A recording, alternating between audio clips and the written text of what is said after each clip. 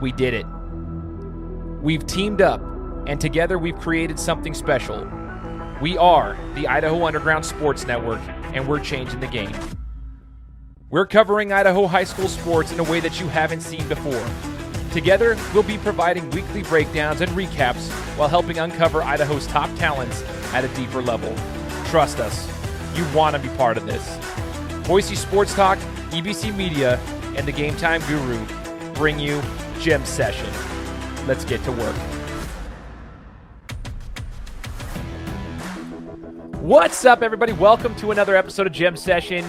On behalf of AJ from EBC Media, Ty from Boise Sports Talk, I am Shane from the Game Time Guru. We are the Idaho Underground Sports Network. This is Gem Session, our podcast that we're doing weekly breakdowns of the high school athletics here in the Treasure Valley, specifically the 5A SIC football right now. And we're excited to bring you another episode, talk more. We want to grow this YouTube channel the same way that we're growing the Instagram and the Twitter pages. So, hey, hit us with a subscribe. Hit the like button here. Share this with those around you. Share it on a Facebook feed. Share it on Twitter. Share this episode and let us know. Comment below if you guys want to interact. Let us know. And tell us what you guys want to hear. Now, I want to remind you guys, our main platform for Idaho Underground Sports is Instagram. That's our main stuff, okay? So while Gem Session is indeed our podcast, our main information source is Instagram. So go to @Idaho Underground Sports on Instagram and follow us there. But like we said last week, due to our Facebook fiasco, we are now on Twitter because we were like, you know what? It's time to get on Twitter. So if you guys didn't catch this, we are on Twitter. Go follow us there at ID Underground SN. That stands for Idaho Underground Sports Network. Just so ID Underground SN. So just make sure to follow us there on all of our platforms and come join the fun. We're having a good time. All right. So we've had a blast. We want to say thanks to everybody who has supported us on any of the platforms. We've gotten an immense amount of support from those across the valley. I don't know, guys, you probably feel the exact same way I do, but it's absolutely mind blowing how this has taken off and how much support we've gotten. I mean, it's been a blast, hasn't it? Absolutely. Absolutely. Absolutely. Dude, it's been awesome. So as we get into this week's show, we're going to be breaking down some of the games that we were at last week. As you guys know, Ty and myself were at the game of the week for Mountain View versus Capital. And then AJ was over with Coach Mike at Skyview to catch Eagle and Skyview. And we had other games too that we wanted to break down as well for you guys. But we're going to be talking about that. So first things first, I want to break down Mountain View versus Capital. This is the game of the week, Mountain View senior night. Capital was coming in there. We all had chosen Mountain View. Like we weren't sure what we were going to see. We're like, it could either, we had said it multiple times. It could be one way or the other. This could be a game where it was a slaughter, where blowout, Capital that just gets ran out just like they did against Meridian, or it could be close. We just weren't sure what we were going to see, especially on Mountain View senior night, right? And as we got there, Ty and I were kind of like, it wasn't necessarily the game that I thought it was going to be. And we were talking about this like right after halftime. Like it was a little bit closer and it kind of sloppy, but I want to talk about that and get Ty's insight. Ty was behind the lens. If you guys haven't figured this out now, Boise Sports Talk is one of the best photographers in the Valley. He's getting that skill set behind the camera. I'm hoping to get some pictures too with the camera, but I don't think I'm going to match his skill set. But he's there behind the camera doing his thing. Ty, talk to me about it from your vantage point, what you learned from this game and what stood out to you. Well, I do appreciate the compliment. There are plenty of other pioneers to the photography game that I've already learned a ton from. So shout out to all of them. A bunch of very talented folk. So keep up the good work, guys. For me, this Mountain View Capital game, we saw exactly what we've seen from Mountain View every single week. Stout defense, offensive line, and tight ends paving the way for the running game. And Quintez Evans just continues to do exactly what he needs to do. Dawson Wall played a good game. They had a couple big passes called back, but really it was the exact Mountain View team that we have seen every single week. And that's a testament to them because they continue to secure big wins. Don't mind my cat here. He's having a little bit of a tantrum.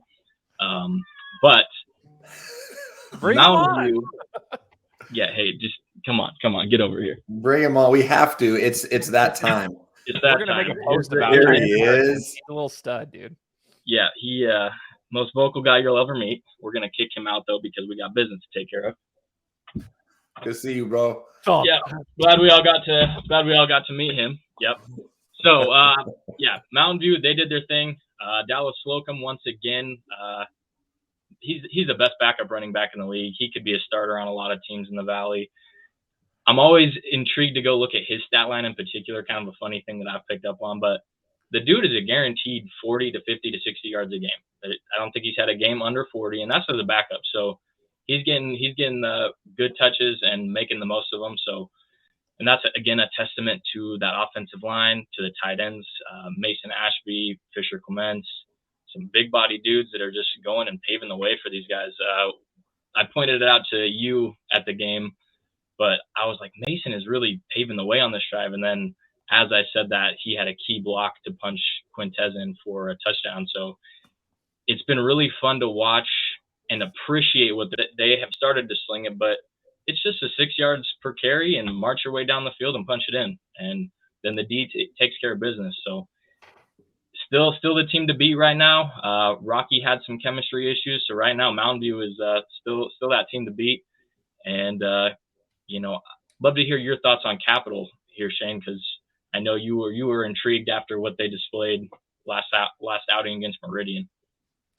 Yeah, so with Capital, and I want to also just echo what you said, like Ashby was a stud. As soon as Ty pointed that out to me on the sideline, right after, just like Ty said, right after Ty's talking about him, he has this key block that, he gets to the second level. He's blocking the dude right into the end zone. Quintez goes right in there. He also had that key touchdown at the end of the first half, 9 seconds to go in the first half.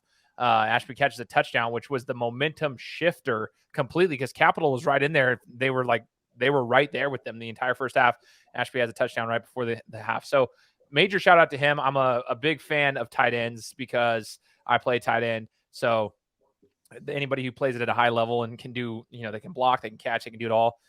Major shout out. But for Capital, to answer your question there, I was actually really impressed. I wasn't sure what to expect. In fact, my prediction here, and no disrespect to Capital, but I thought they were going to get punched in the face. And based on what I had seen, especially against Meridian, a team with a pulse, they got smacked and they had no leadership. And we weren't sure what we were going to see on the sidelines with their leadership when they faced adversity.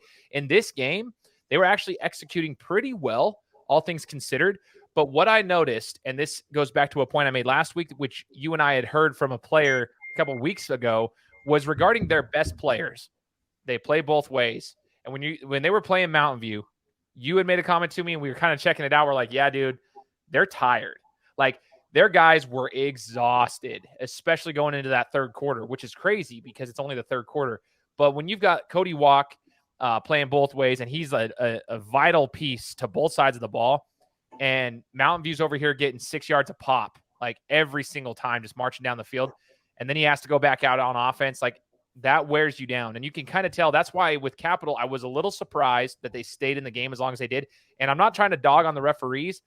I think they made we were all confused about the rule, and I would love to get more on the rule book here, but there was a pass interference call on Cody Walk's catch of the year with his one-handed catch. It was a pass interference, and he caught the ball at the 1 yard line.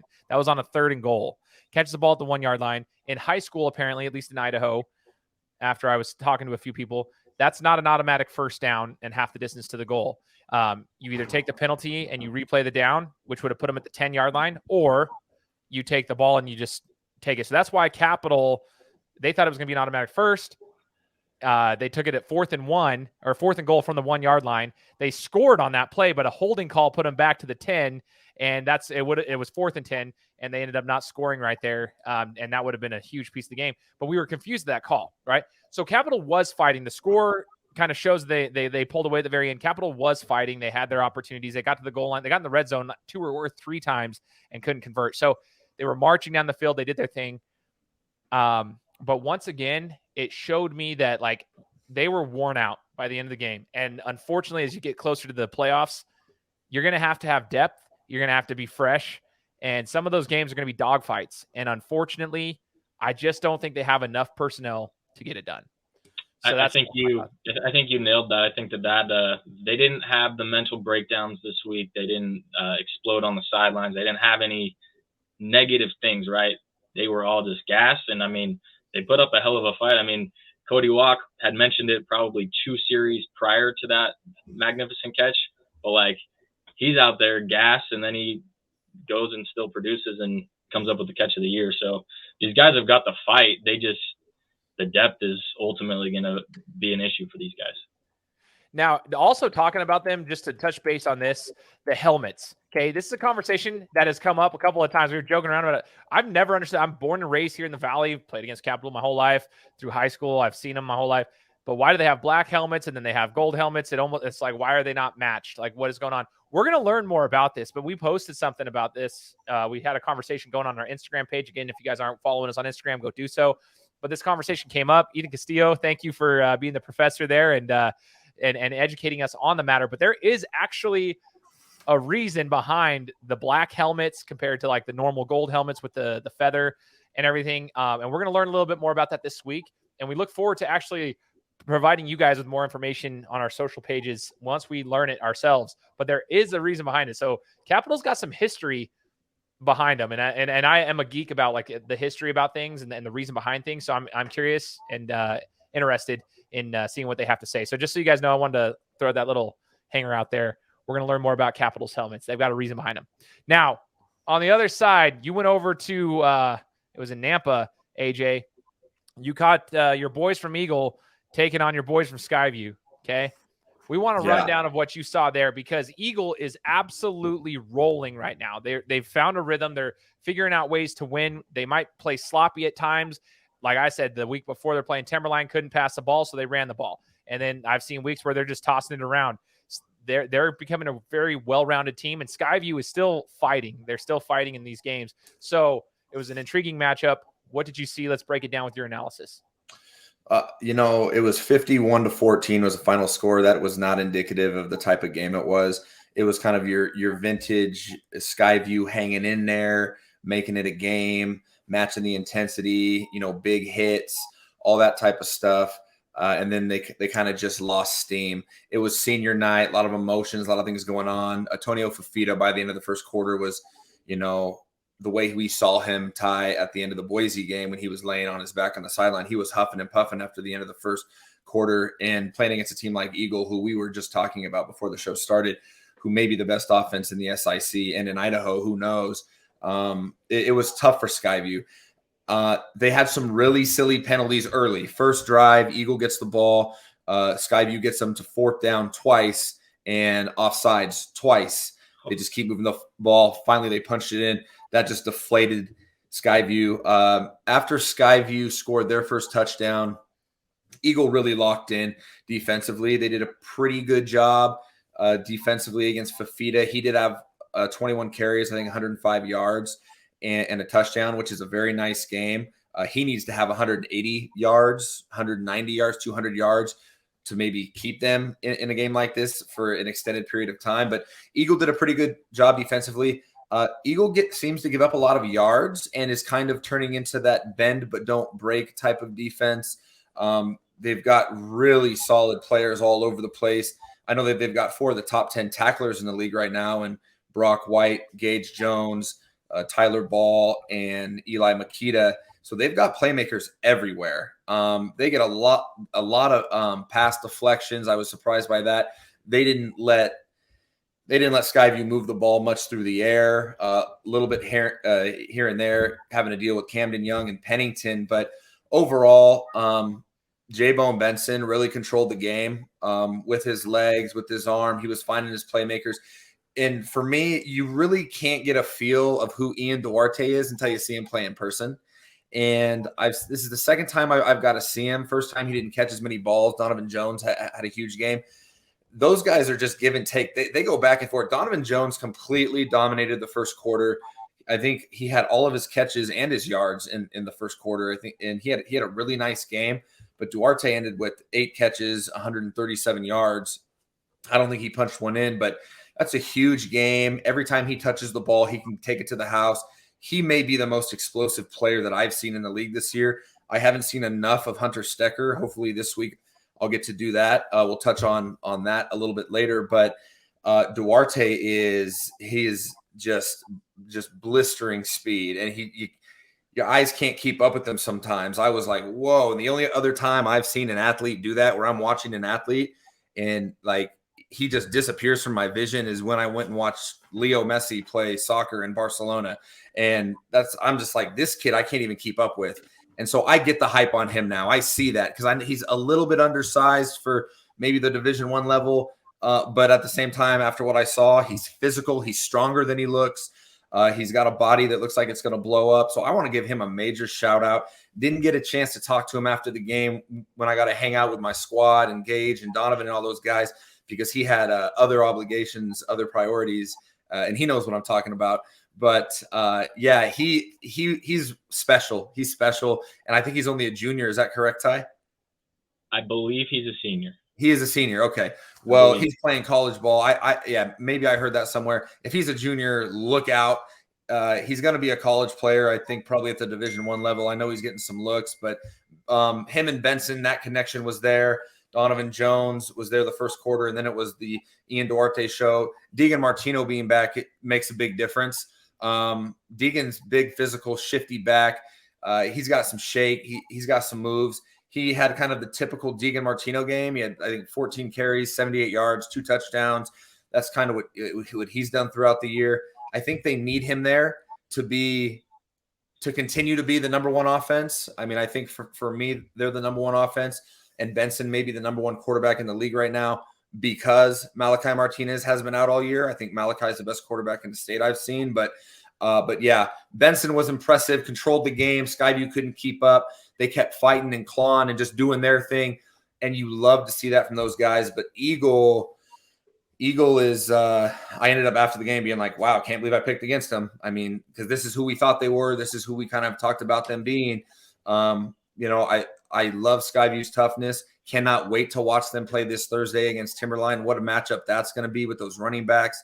And I can't wait for that. But Eagle separated themselves, and they're right there, one of the top 3, 4, 5 teams in Idaho for sure after what I saw. That defense for me is a little underrated.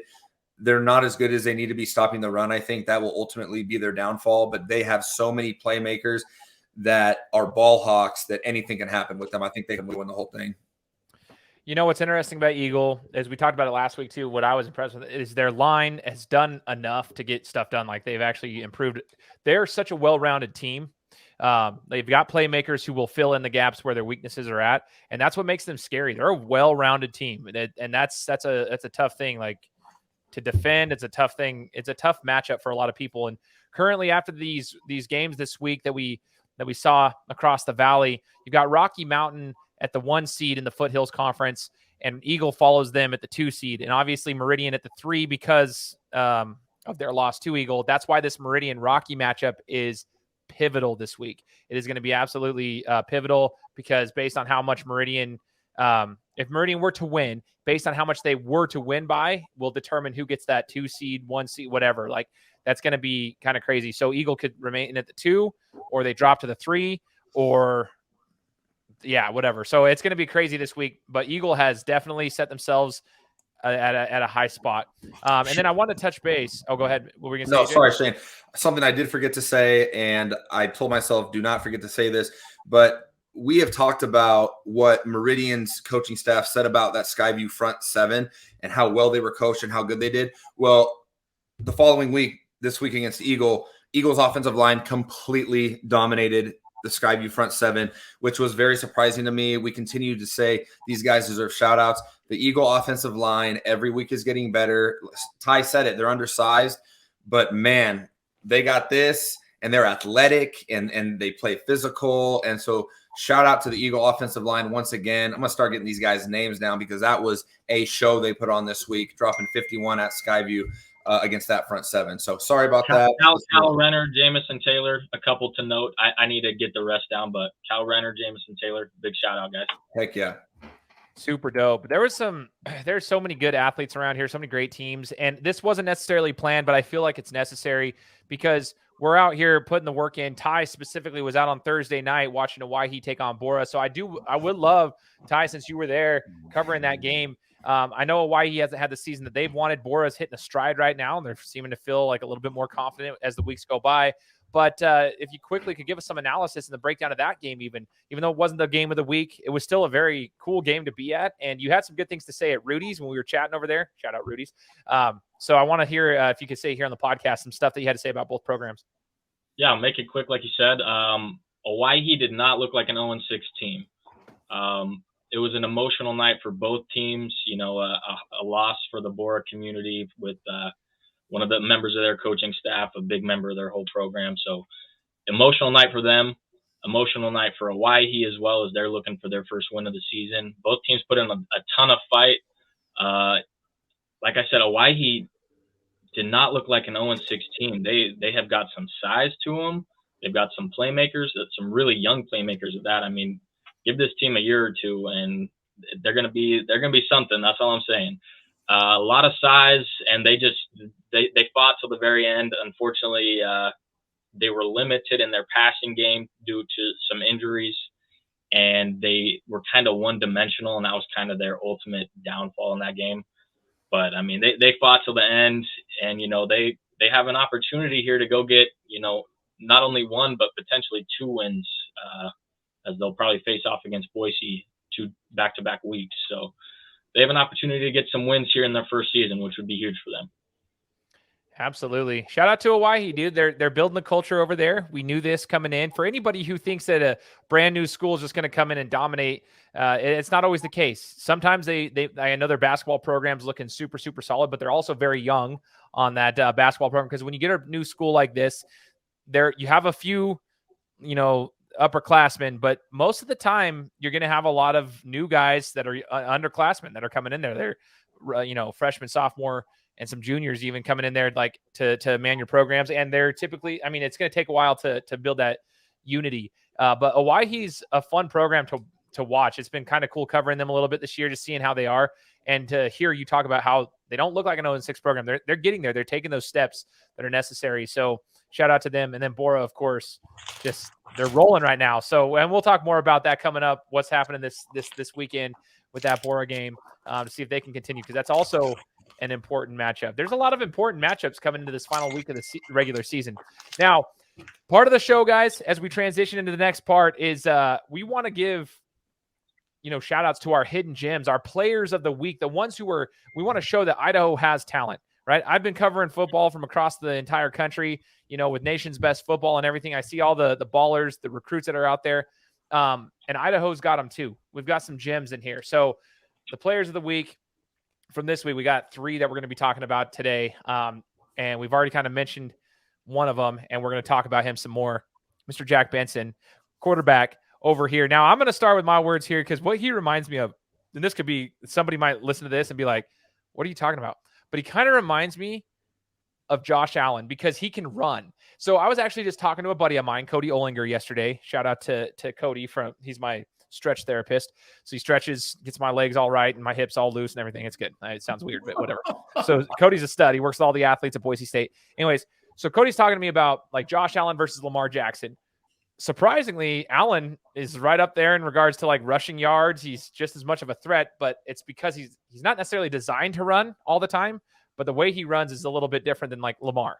Well, Jack Benson, he can sling it. We already know that. Now that's his skill set. He can sling the ball, but when he needs to run, I've seen him, like he'll pull it, he'll run, and he's got some wheels. And so he gets moving. And so I got to give a shout out to Jack, because he truly is like a dual threat, but he runs when he needs to run. And they've even designed a few of those, you know, reads where he has to pull it and go. So shout out to Jack on my side there. I think he's a stud. I want to hear what you guys have to say. I'll start with AJ. Yeah, no, Jack's the type of guy that he can run. He looks to throw the ball first. He wants to be a true kind of pro style, but he knows he can run. He runs it. He picks the right times to run. I know a couple weeks ago we were talking, and I think he led, and maybe he still does, leads the league in touchdown runs over 40 yards, which is extremely impressive for a quarterback. But yeah, he understands the game. He's a coach's kid. Shout out to guys in quarterback, right? I got to know him. You guys were telling me about him. Finally got to meet him. I mean, coach's kid, easy to see. Talked to him after the game. When I was talking to those guys in their interview, he just started talking to me about like, hey, wanted to manipulate the safety because they only had one high safety. I was like, oh yeah, okay. This kid he's locked in. But yeah, he understands when to use his legs if he needs to, and he's a big play waiting to happen with his arm or his legs. So he's up there for, potential offensive player of the year in the league this year. We'll see. like I said, for me, I think he may be the top quarterback overall. He's top 10 in rushing in the league, or top 7, I think, in rushing, top 9. And I think he's 9th in passing, 7th in rushing. That might be opposite. 6 and 7 now. Moving 6 up and the chart. 7 now. 6 and 7. My bad. I got to keep up with those beautiful stats you've been putting out. But yeah, so top 7 in both is extremely impressive, especially when you look at that list of running backs we have in the league. We've got 4 guys that are close to 1,000 yards, through 7 weeks. So, 8 weeks, whatever. But yeah, so he's impressive. He was fun to watch, and I can't wait to see him again. He is a big reason why they could go hold up that trophy at the end of the year. He's impressive.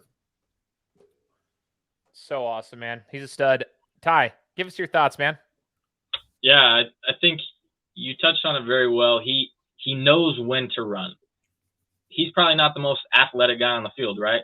But he knows when to run. And I've seen a bunch of teams this year, kind of run that read option, but none of the quarterbacks ever keep it. And there's been so many opportunities where they've got, just like Benson has had, 70 yards to work with. And he's long, athletic. He is athletic. That's not a narc on him at all. But dude's long, gets up the field quick, and just knows when to keep it. And that's a testament to his IQ levels. And I mean, I've been talking about this guy for a while now, and I know there was a little quarterback battle to start the season, and I kind of stood by my ground. I was like, no, I feel like this Benson cat's gonna win the job. And sure enough, came out on top, and has so far. I mean, he's had, I think, 2 questionable throws all season. And, outside of that, he's played a very good game each and every game. And his cool, calm demeanor has, kept his team just grounded through all of the adversity that they've gone through, which they're continuing to go through. Prayers go up to the Johnston family. There's a lot going on in the Valley right now, emotional for a lot of people. But, he's the guy that's going to keep them cool and level-headed through, another situation like this. They already went through Makita, Martino's gone down with an injury, and they continue to rise above it and do what they need to do, and that's in large part due to number 15, Jack Benson. Shout out to Benson. Dude, he's one of our hidden gems, player of the week this week. Just absolutely dominating. And I also want to, like AJ mentioned before, Kaizen QB. We got to give a shout out to Kaizen, man. The guy's an absolute stud, super good supporter of ours. We love you, brother. So thank you for all the support and for everything. There's the relation there with Benson. And so we have to give a shout out because AJ said that. And it just, every time I see Kaizen posting and stuff, I always smile, man. The guy's awesome. We've had some good conversations back and forth on Instagram and so forth. Now, as we get to the next player of the week, we're going to shout out 2 Meridian guys, starting with Mr. Norwood. AJ, talk to me about what you like about Mr. Norwood here and why we're using him as one of the spotlighting him as one of the players of the week here on the show. I mean, what he's done the last couple of weeks, he's been one of their leading tacklers for the last 3-4 weeks. I know he had a pick this week, I think 8-9 tackles with a pick, and they just completely shut down Boise. I think Boise had just one big play. This Meridian team's been doing it all year. He was the one that came to me and said, hey, you need to meet the Ninja Turtles. So shout out to Donatello and his boys.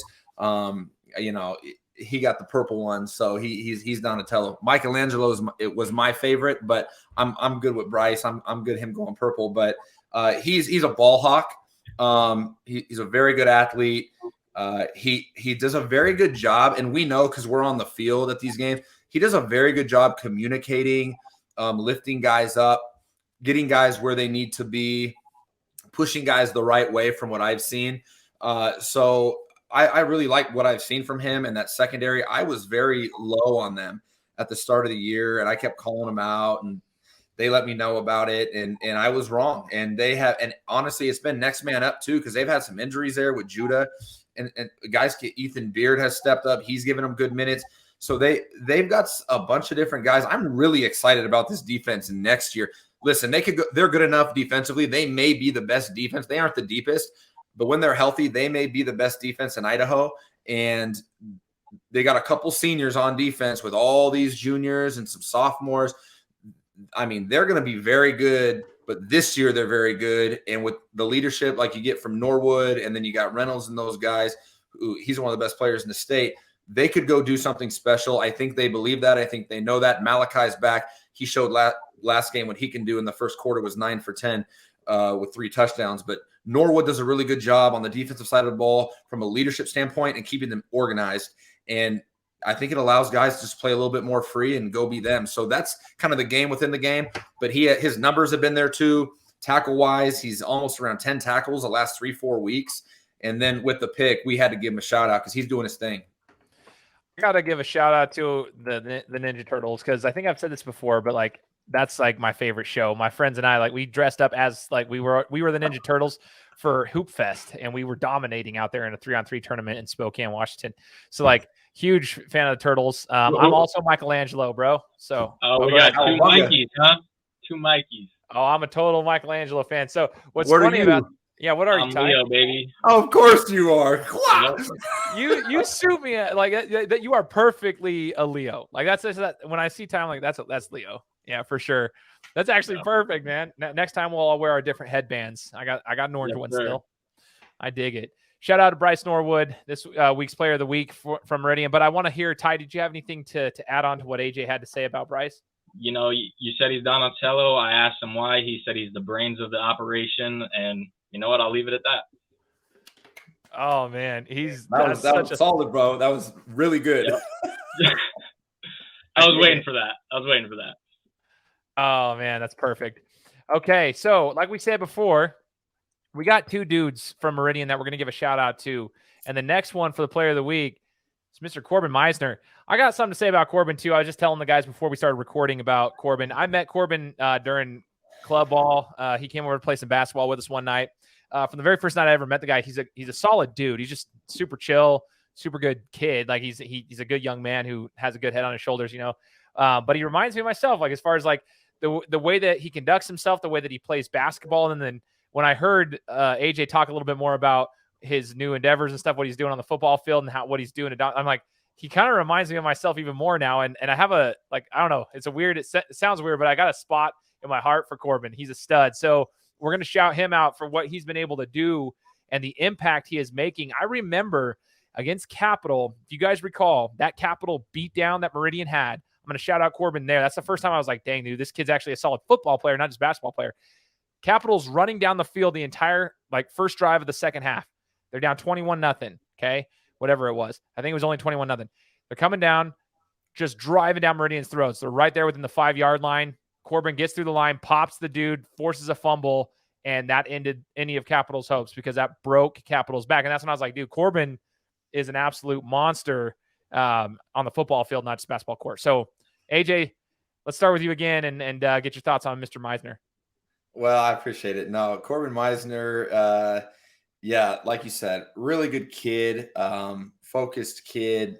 But when he's the type of kid that he's such a great person, then he crosses the line, he's a different dude. And that's something that is, you can't teach a kid. I think kids just have that in them. You can try and help them understand that he has that. I know he didn't play against Mountain View, and I know that since he's been there, he has made a significant impact on that defensive line, an area that we were maybe a little bit skeptical about earlier in the year. And now all of a sudden it's like these dudes are maybe the best front 7 in the league. And, you know, with Pinkerman and Hartsoe and Kai and those guys, Corbin has just been plugging things up and allowing these linebackers to make plays.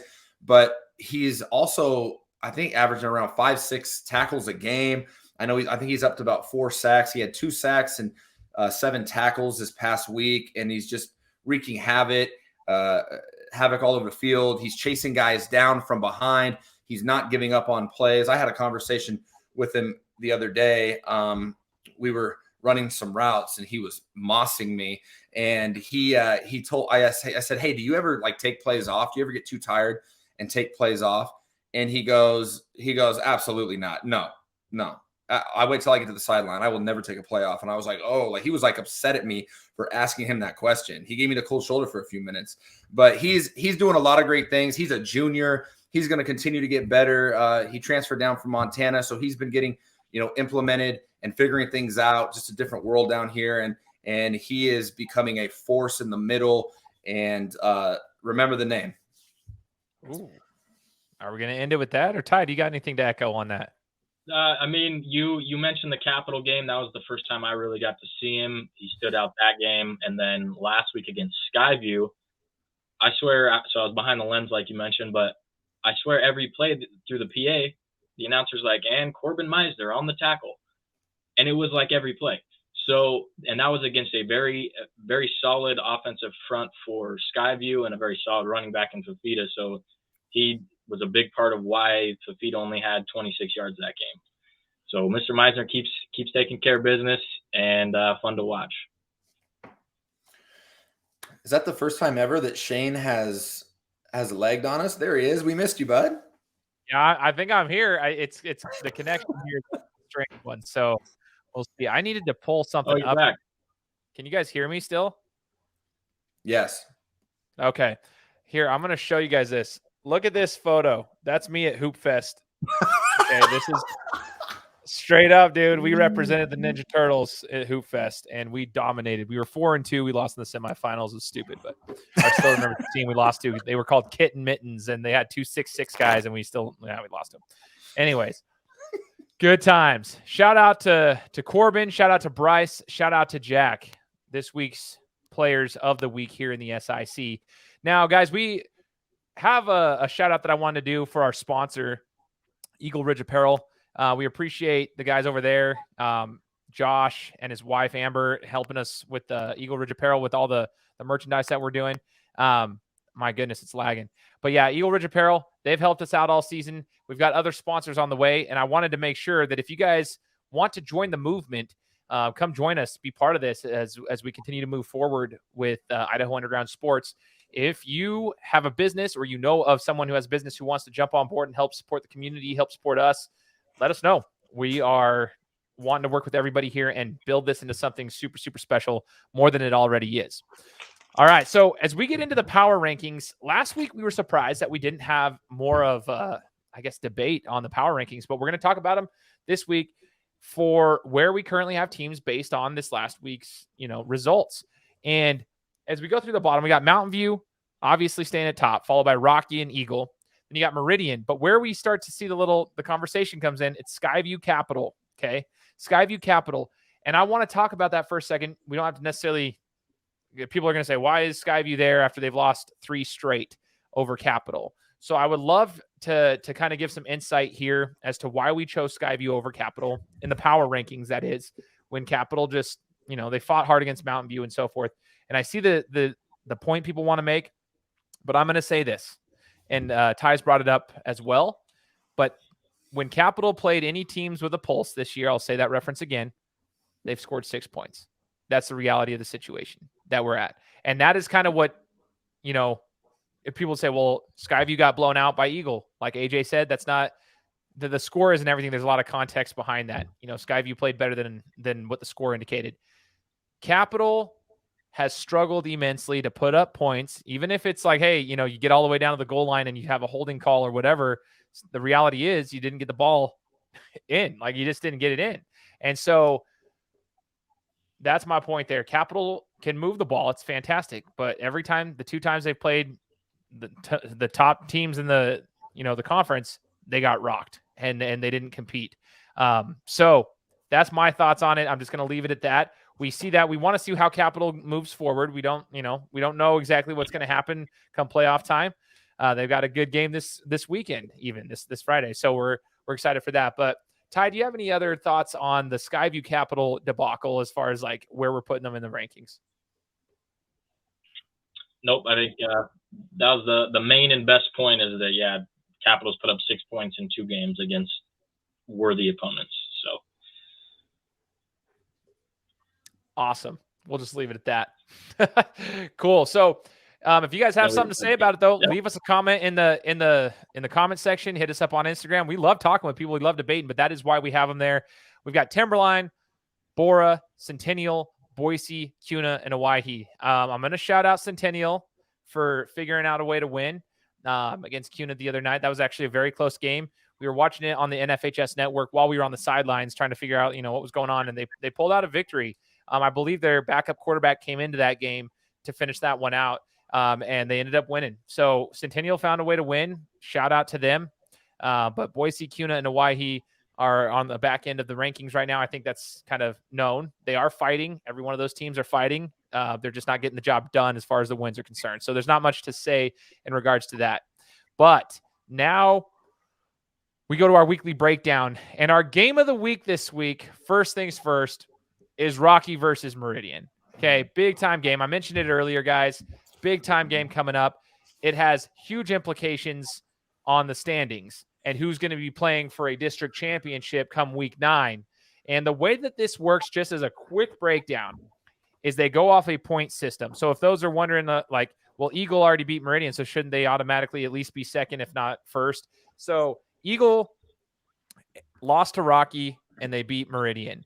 And so the system, the way that it's broken down is it goes by a 14-point system. You can't have more than 14 points. So even though they lost by more than 14 to Rocky, they were at minus 14 at that time when they played Rocky. Okay. They beat Meridian by 1. So now they are at, what would that be? Minus 13, I believe, is what Eagle's at right now. Is a minus 13 in the rankings as far as the point system. Now, Meridian is at a minus 1. Okay, Meridian's at a minus 1 because they lost to Eagle. They've only faced Eagle, and they're at minus 1. So Eagle is technically still ahead. Depending on what's going to happen. If Meridian were to beat Rocky by 14 or more, they'll pass Eagle because they would have more than 13 points. They'd actually have to beat Rocky by 15 or more, I believe, to be able to pass Eagle, because not only do they have to win the game and beat Rocky head to head, but they'd have to have more than the minus 13 that Eagle has as far as their point scale system. It's kind of confusing, but for those who kind of follow soccer, or for those who follow club basketball and they kind of see, and you're used to a point system, you'll understand that. But Meridian, in order to jump Eagle and Rocky for the number 1 seed, they have to not only beat Rocky, but beat them by, I believe, 14 or 15 points or more to be able to get that 1 seed. If they just beat Rocky in a shootout and it comes down to the very last second, it's a 1-2 point game, then yeah, that could change things as far as what happens. They would be put, it depends. They might go second, but in order to get first, Meridian has to win by a lot. This game's going to be crazy. I want to know your guys' thoughts, though, because both of these teams, super physical, super talented, but they're depleted right now. Like they're facing some injuries as we're getting close to the end of the regular season. So I want to know which team is going to come out there the healthiest and be able to execute, starting with Ty, and your thoughts on this game. It's going to be a dogfight. I haven't loved what I've heard from Rocky's performance this past week with Timberline. Little drama from within, things you don't want to see at this point in the season. Sounds like they're battling some injuries as well. While on the other side, Meridian is kind of starting to get guys back. I would imagine we see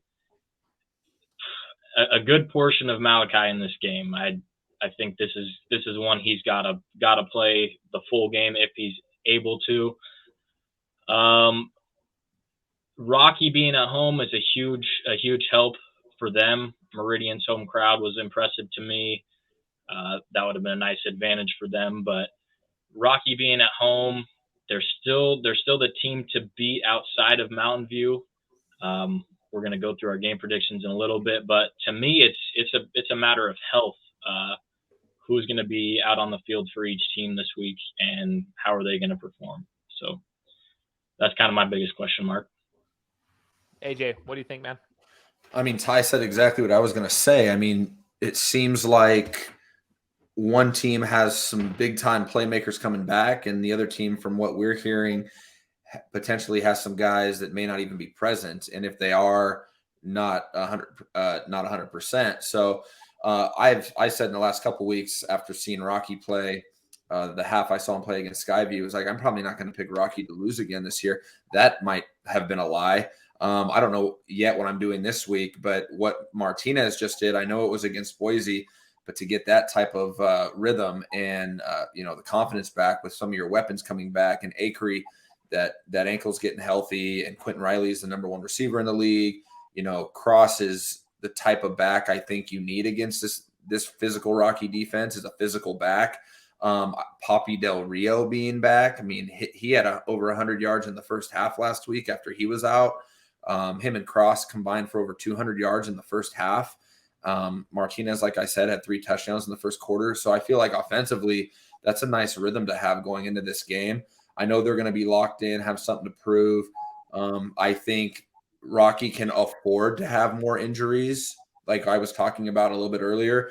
Going to be an absolutely phenomenal football game. A bunch of, I'll say, high-level college football players, I think, going to be running around, hitting each other. It's going to be entertaining. It's going to be interesting to see if Tegan Sweeney can continue to manage the game like he's been doing. He's had a great season. This last week, they didn't play so great against Timberline. And like you said, Ty, some internal things happening, which I'm just going to throw out there. That's something that you tend to hear from Rocky Mountain from time to time. There always seems to be other things at all schools, right? But Rocky Mountain, from my experience, it always seems to be like there's other things going on, and that can get in the way. It hasn't gotten in the way the last couple of years because they're so uber talented. This group, to me, it still feels like they need to come together because they haven't done anything yet. This is a new year, a new team. I think they have the ability to do it. I think they may do it, but those internal things that are happening that are getting in the way of that, whatever that may be, that we're hearing about, that can't happen. That will create a cancer in a team quicker than anything else. And that's just from an experience as a player and a coach. So we'll see. I'm excited. This is going to be a real one. I maybe have not been more excited for a game this year than this one. Yeah, it's both teams have lived up to the hype, and you always hope for that. It's always like that. Hey, is Ohio State and Michigan, are they both going to be good when the season comes in? And you never know what it's going to be like. Well, now both teams they're there. Both teams are solid teams.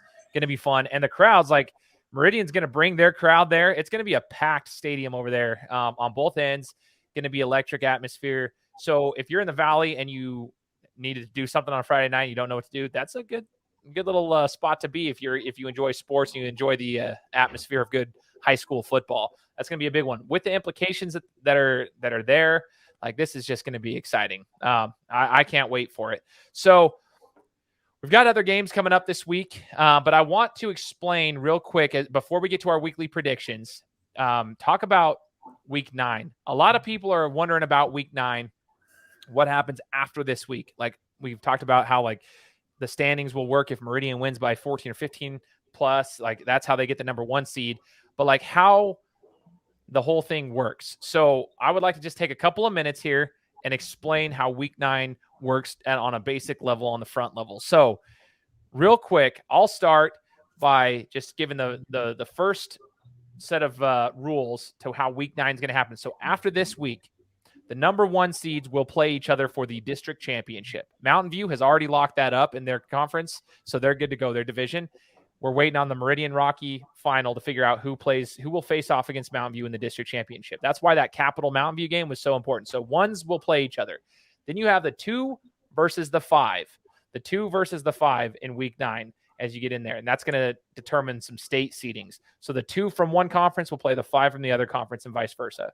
And then the 3s will play the 4s. So the 3 seed plays the 4 seed in the other division and vice versa.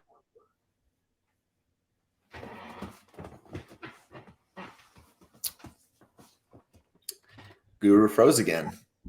Look at us. Who would have thought? Look at Shane. He looks so good, bro. Backwards. He's focused. Backwards hat on. He's so professional. Trying to see if this is working. Am I froze? There he still? is. Hey, there you go. Uh-oh. Okay. No, we got you, buddy. There you are. Hey, good to see you. It's glitching on me. I apologize.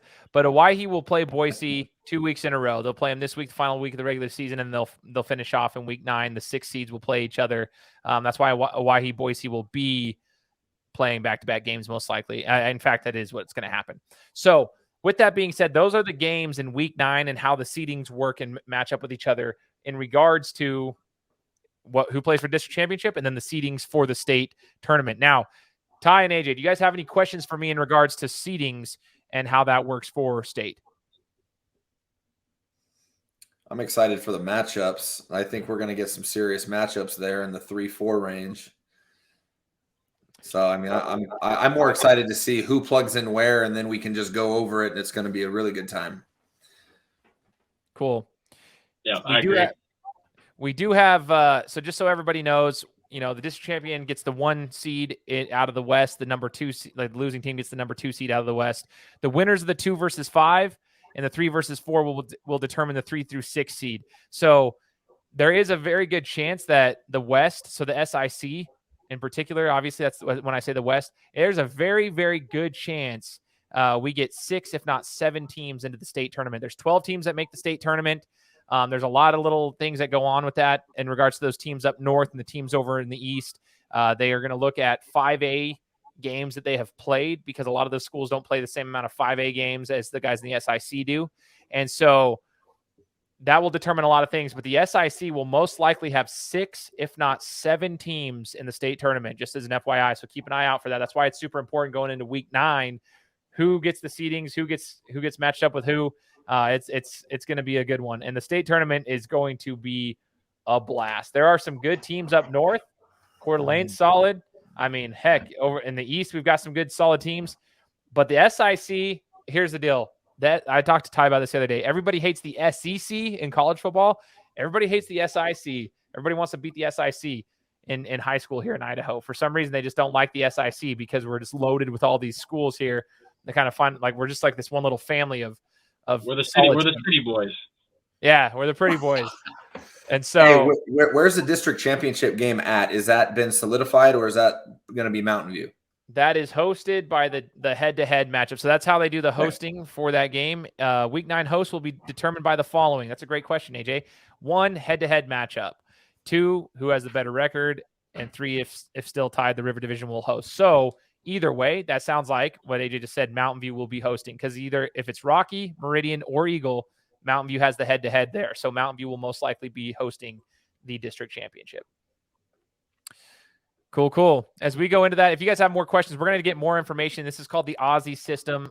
Shout out to Jason War for getting some of the information over to us so that we can educate you guys as well on that. Now, let's get into our weekly predictions before we get to the lightning round with Austin Bold as we're wrapping up this week's episode of Gym Session. I think we might do it a little bit differently this week. We'll each go through our picks for each game. Skyview versus Timberline on Thursday night. Okay. This is going to be a fun one. I don't think people realize how cool this game, this matchup's going to be. Like, Skyview's a bunch of dogs. Timberline, we know, like, they can compete. Can they finish? That's the question. Can Timberline finish, and can Skyview get over the hump? They're on a losing streak. Do they have enough depth? Do they have enough energy left in the tank to get through this one? Here's what I'm going to start with this one. I'm taking Timberline in this game. I like what I see from Timberline. When they played Eagle, they fought hard in the first half against Rocky. They just couldn't finish. They had some stupid penalties, but they actually were getting things done, getting the ball in open space. They can't stop much. Like when it goes on the front line, they weren't stopping a lot. They got ran over by Eagle, especially in the second half. But I think Timberline has the more talented skill position players. I'm going to take Timberline in that one. In a close one, it's going to be, within a touchdown. Let's go with Ty. Yeah, this is actually a really big game.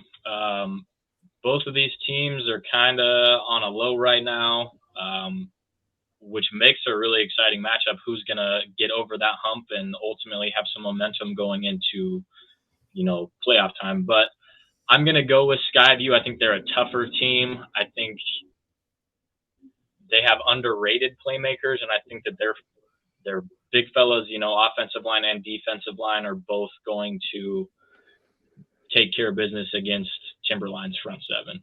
I'm going to go with Skyview in this one. I was going to go with the opposite of who Boise Sports Talk picked, just to try to gain some ground on him, but I'm not going to be able to pick against Skyview. My heart won't let me. So I'm going to go ahead and I'm going to go with the Hawks. I can't wait to see Timberline play. Only team I haven't seen play in person. It's their senior night. It's going to be a big night for them. I checked the weather. Should be decent. I'm excited about it. Can't wait for this game. See you Thursday night. Skyview Timberline. Go Hawks. I hope to make up some ground this week. All right, Boise at Owyhee. We talked about this a little bit earlier. Owyhee does not look like an 0-6 program. That's what AJ was saying. That's what, like, last week, they didn't look like an 0-6 team. We've talked about this before. Well, can they get their first win? I'm going out on a limb here. I'm going to be at this game covering this. It's senior night for Owyhee. They don't have a ton of seniors, but they do have some. I'm going out on a whim here. I'm going to say Owyhee gets their first win in program history a historic win at home on their senior night. So I'm taking Hawaii in this one. And the only reason I'm doing that, I actually have a lot of respect now for Boise. They've proved me wrong at the beginning of the season. They could fight, but they have struggled immensely since then to finish games when they face teams. This could be a game where they actually just execute very well. But I think Hawaii's hit their rhythm at the right time. Could be a dogfight. Could be sloppy. I don't know. But I'm taking Hawaii. Something tells me that Hawaii's going to win this one. Ty, who you got? Yeah, I'm gonna go with the same. I think this has got all the makings for their a historic night for them at home, picking up their first win. I think Boise has unfortunately kind of trended downward. They really struggle with their offensive line, defense allowing a lot of points, big plays. Only reason they scored was, I think, a blown assignment from what I heard in that Meridian game. So I think Hawaii is going to have some fight, and they want this one more than Boise's going to want this one.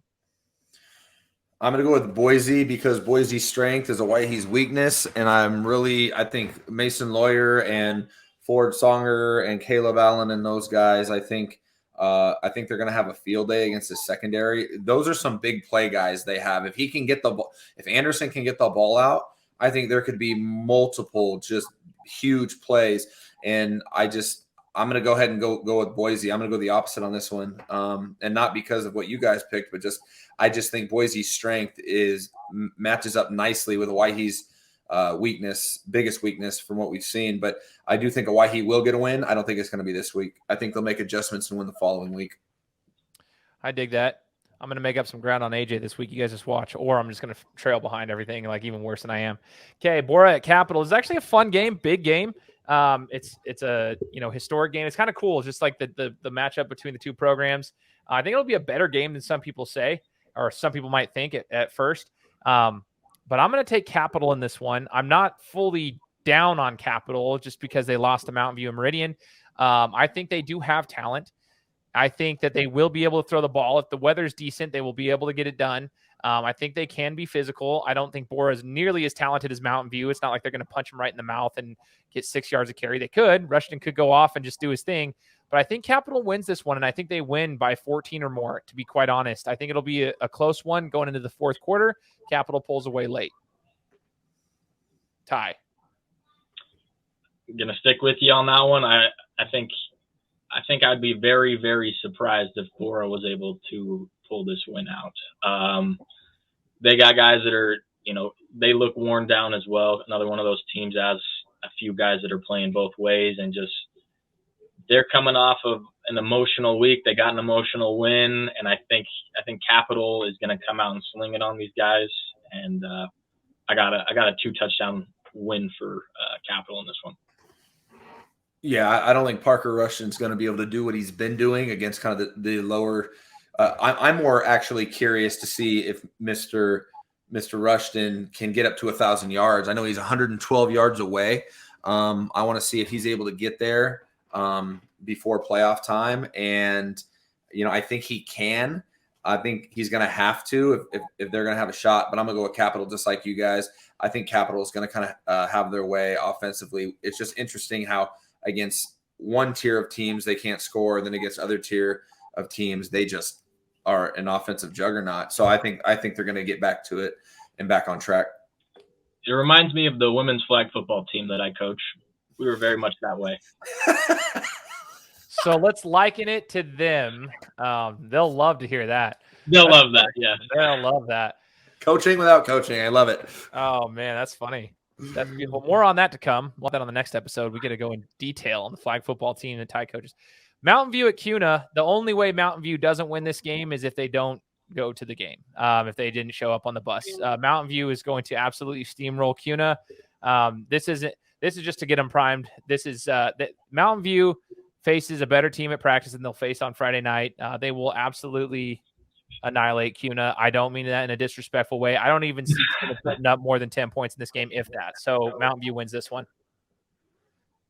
Yeah, I got Mountain View as well. CUNA's shown some fight, but losing to Centennial last week, that's a rough one that you can't have if you're CUNA. They're not going to be able to hang with the Mavs. I want everybody to stay healthy. Mountain View is going to win. That's actually a good point. Stay healthy. I wonder if they will do that. I wonder if the coach. I guarantee we see a lot of backups, and we still see a Maverick win. Perfect. Okay, as I'm wrapping this one up, because I only got a couple of minutes here, Eagle at Centennial. I'm taking Eagle. They're steamrolling. There's a cool storyline there with Benson going back to his old school. It's kind of a cool little storyline. Saw Kaizen post about that earlier today. Super chill. I think Eagle continues to roll. They go into to week 9. They're going to put – they're going to make it so, like, they've taken care of what they can take care of. Now they're going to wait on Meridian kind of and the Rocky situation. But I think Eagle wins this one by 2 touchdowns or more. And I think they're ready to rock and roll going into week 9. Agreed. Eagles going to win this game by 5 touchdowns or more. Benson's going to absolutely go off. Yep. The Green Grenade is going to do his thing, right, AJ? Oh, hey, Gage Jones, shout out. Had a nice game against Skyview. That's my boy. He made Coach DM's week by taking a picture with them. Gage Jones, good guy. Dig it. All right, game of the week, Rocky and Meridian. We've kind of broken this one down. This is going to be a tough one for me. I'm going to still go with Meridian. And I'm basing this off of what AJ said earlier. I want people to understand it doesn't – you might have the skill set at Rocky, and I think they are flying under the radar this whole season. We've talked about it. They're a super talented team. I think they're a top team in the state. But when you start dealing with injuries and you have the fractures from the inside out, it's probably the wrong time for that to happen. Especially when you're meeting a juggernaut like Meridian, who is getting healthy at the right time. I've got Meridian winning this one. I just don't know by how much. I'm perfect with my picks with Meridian this year, whether it would be me picking them to lose or me picking them to win. I'm gonna stick with my guns, my gut feeling on this.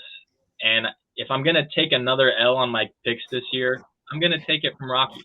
So I got the Grizzlies in this.